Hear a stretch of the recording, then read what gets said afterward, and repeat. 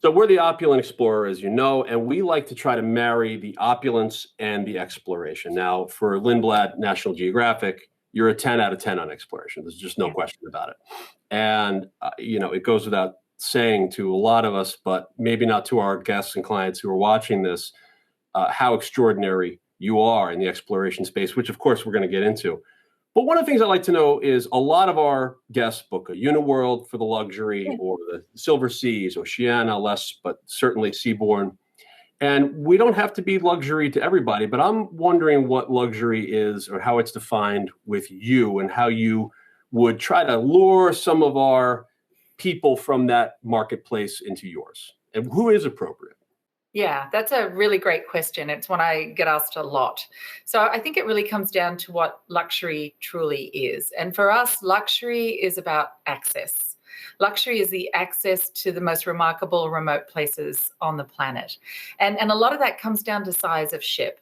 It's the intimacy to those places and the places we go. So we kind of say that we don't cruise, we explore. So cruising to us is a little bit of a dirty word because we want you out there exploring. And so when you're on a Lindblad Expeditions National Geographic ship, it is all about that luxury of access, going to the remote places like Antarctica or the Arctic, spending time off the boat. That's why you're there. The reason you go to Antarctica is not to sit and watch it at a distance.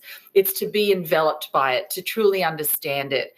And it's all of those things that come together by the intimacy of the size of the ship and also the access, how close we can get, the amount of time you can be out in it, that really answer to what luxury is for us. Now, I can also say we have some pretty amazing ships. We've got brand new ships, the National Geographic Endurance and the National Geographic Resolution, which are absolutely stunning platforms.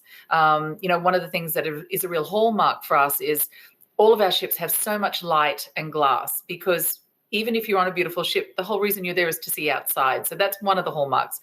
The other is, having this amazing scientific background, and both those ships have a science hub. They have a photography focus. They have a wellness focus. They have an undersea focus. So it's bringing all that together to provide your clients with the deepest, most up-close experience in the places we go. And so that's how we define luxury. It's a little different than just the ship itself. It is about these great platforms that get you there, but it's about getting off them. And once we get off them, let's talk about what exploration really means. And that's a great differentiator between you and others. I see the likes of some of my favorites, Seabourn, trying to enter the expedition market with some new ships. And last time I was in your office in New York, right before the world ends, and it's really nice to talk to somebody without a mask on, by the way. I know you're in Tennessee and I'm in New York today, but last time I was there, we were talking about the new ship, and it's got a special nose that cuts through the water. I love it. I don't want to talk too much more about the ship right now. I want to talk about what happens when you get off the ship. Yeah. So the whole idea is that once we get into a destination, we are deploying our zodiacs. We have our expeditionary team, which is our ornithologists, our botanists, our marine biologists, in some places ethnomusicologists. But these men and women are in the zodiacs. We get off and we get into the places we want to go to. So we approach that in multiple ways because an expedition is not a one-size-fits-all. We always want to have options for guests to be able to go do things that they're interested in and then come back. And honestly, with a multi-generational family, sometimes some will go in one direction, others will go in another, then come back to the ship in the afternoon and share those experiences. But it's about getting off, and let's use Antarctica as an example. So when we get down there, there's going to be opportunities for zodiac safaris because you want to get out amongst the ice. That's where you're going to see those leopard seals, those Weddell seals, crab-eater seals. Also, opportunity to get up closer to the whales when you're down there, the killer whales. And that's really a great opportunity to be water level. But even better than that is kayaking, being able to get out there quietly with maybe one other person in a tandem kayak at water level and have penguins porpoising alongside you or come up alongside an ice floe and there's a leopard seal.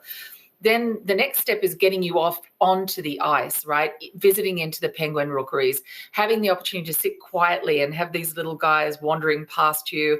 And depending on what time of year you're there, you're either seeing them frenetically building their nests or you're seeing the young starting to hatch and sticking their heads out, or as you head into January, they're starting to molt. And then, heading further into February, you've got a lot more of the whale activity, but it's about getting off. if you're there early season, and this is so cool, I did this a couple of years ago, we actually go cross-country skiing over the sea ice. So imagine this, you are on your cross-country skis standing on maybe 6,000 foot of ocean beneath you. And you've got this opportunity to get out there and just be alone on the ice.